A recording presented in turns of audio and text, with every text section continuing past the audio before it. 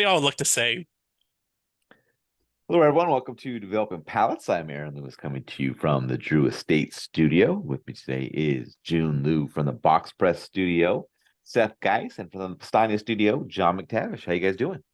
If Jiunn was going to be any shape of a studio, box press makes sense for him. Just Yeah. saying. I don't see him in a round studio. No, What? I saw Box Press. What the fuck? You guys watching that For All Mankind show about them like an alternate future where they're landing stuff on the moon and Mars? It's a pretty cool show. Oh, yeah. I don't see Yeah. it. Might have to check it out. So speaking of, today we are talking about the Fratello, the Lunar Cameroon. See if I can share a picture of this bad boy. Cigar is a Sparkly. Toro, 6-inch by 50. Comes out of the La Aurora factory in the Dominican Republic. Wrapper is Ecuadorian Cameroon. Binders from the Dominican Republic. Filler is from Nicaragua and the United States. It is blended by Omar de Frias. Price point is $15, and the cigar was released in August of 2023. So with all that out of the way, June, what was your overall experience like with this cigar? I like the first third. I thought it was, it had this nice combination of spicy, kind of a nutty kind of an experience to it.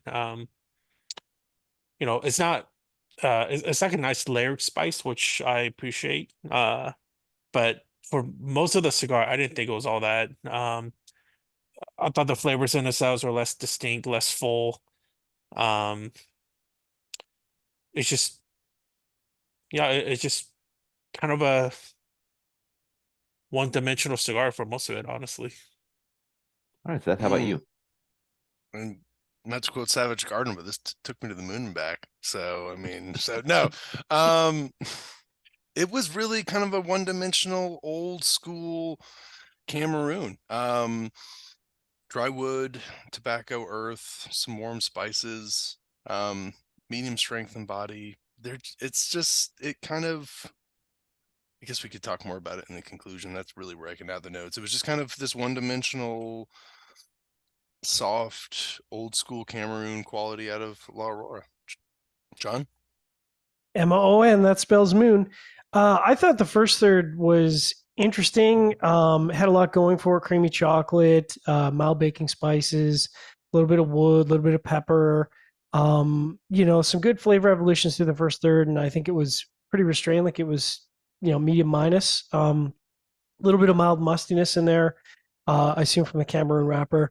By the second third, it kind of all that complexity sort of started to fall off immediately, and it was kind of just being driven by earth and musty tobacco, which was okay. But given that the first third was delivering so much complexity, I was really expecting that out of the second third. There's kind of just mostly earth, and then the last third, creamy earth and tobacco, earth and wood in the post draw. Earth really dominated the post draw and came medium full as it progressed. So it was like really heavy on the palate, which was surprising. Not what I expected out of Fratello. Kind of disappointing. Burn was excellent. Draw had a slight resistance to it, so I had to dock it for the draw. But overall, I don't think impact the score very much because it was just kind of a slightly above average flavor profile. What about you, Ryan? Yeah, for me, the cigar started with toasted oak, earth, and black pepper. Got some mustiness that joined in a bit later. Second, third saw the black pepper become a bit dull, and the over profile became a little bit dry. Final third saw the black pepper become pretty faint. Similar to John, I thought the first third had a nice start, had a full flavored profile, but things fell off a bit in the second third as the black pepper became dull, and the profile was just too dry for my liking. And then things kind of just remained the same through to the end. I like the concept of the cigar, but the overall experience wasn't really that intriguing. Put that along with the high price point, and I don't really see coming back to this cigar. All right, let's get into the scores. We're going to start at the top with Jiunn at 6.1. John gave it a 5.95. I gave it a 5.75, and Seth gave it a 5.5. So Jiunn had that 6.1 matchup for you. Pretty well. You know what? I don't really like how average cigars are 6.1s for me. Something doesn't jive well. I'm gonna start knocking it down just for the fuck of it from now on. Okay. Just kidding, I'm not. But there's just because when I think about So my average for average cigar has mostly been in the low sixes, and it's because construction helps that out. But in Mhm. terms of the flavor profile, it's right dab in the middle in like average land, right? Five for us, Yep. which is why I have mainly issue with that. All But right. but nowadays, well, the last few years anyways, construction is pretty damn good. Maybe we should start waiting less on the construction.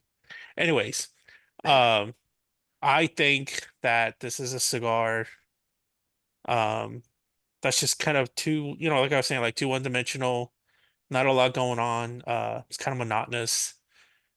Uh, it is just not very Fratello style in that sense. Fratello usually makes really good, like nuanced cigars, I feel like. Overall, they do. And this one is definitely an odd batch, I guess you could say. All right, John, 5.95.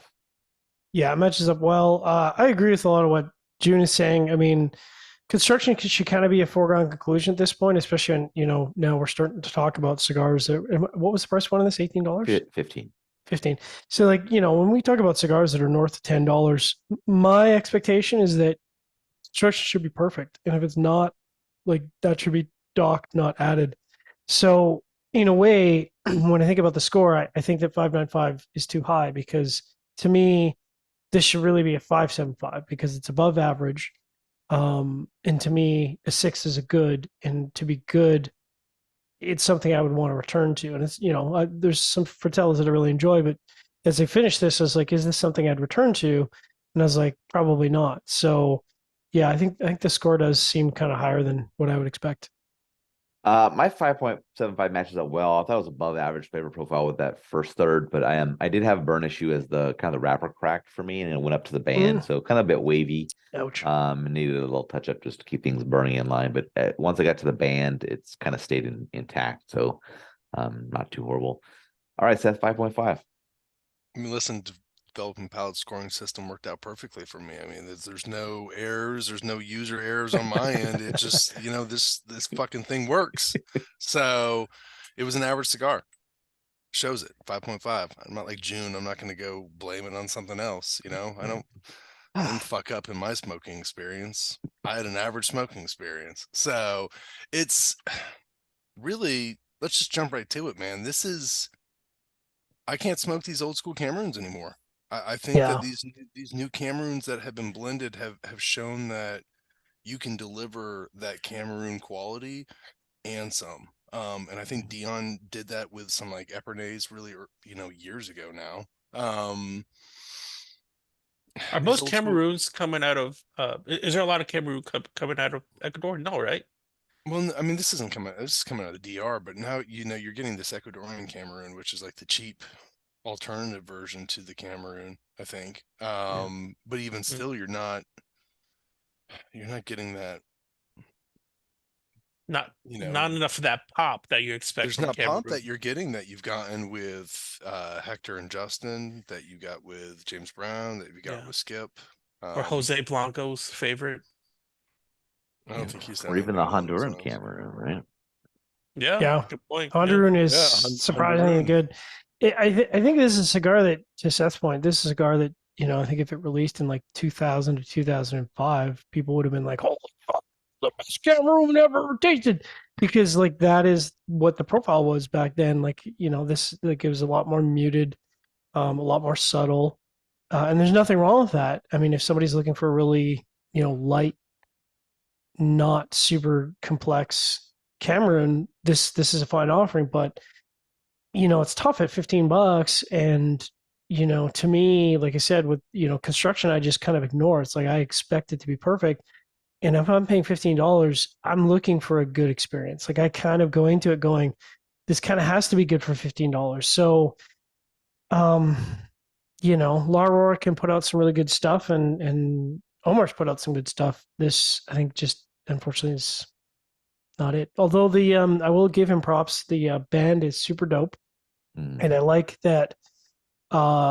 He's got possibly one of the most consistent band design strategies of anyone in the market, where I can look at this cigar across the room and know it's a Fratello. which I Yeah. appreciate. Good portfolio brand management. hmm Mm-hmm. Mm-hmm. Real smart guy in charge, I think. Mm-hmm. Real rocket surgeon. Mm-hmm. All right, wherever you're catching this video, be sure to like and subscribe, but check out the full written review on the website, thepelicanpalace.com. Follow us on all the social media channels, and you can catch all of our review recaps on podcasts, so iTunes, Google Play, and Podbean. Thank you for tuning in. We will catch you on the next one. MON, that spells moon.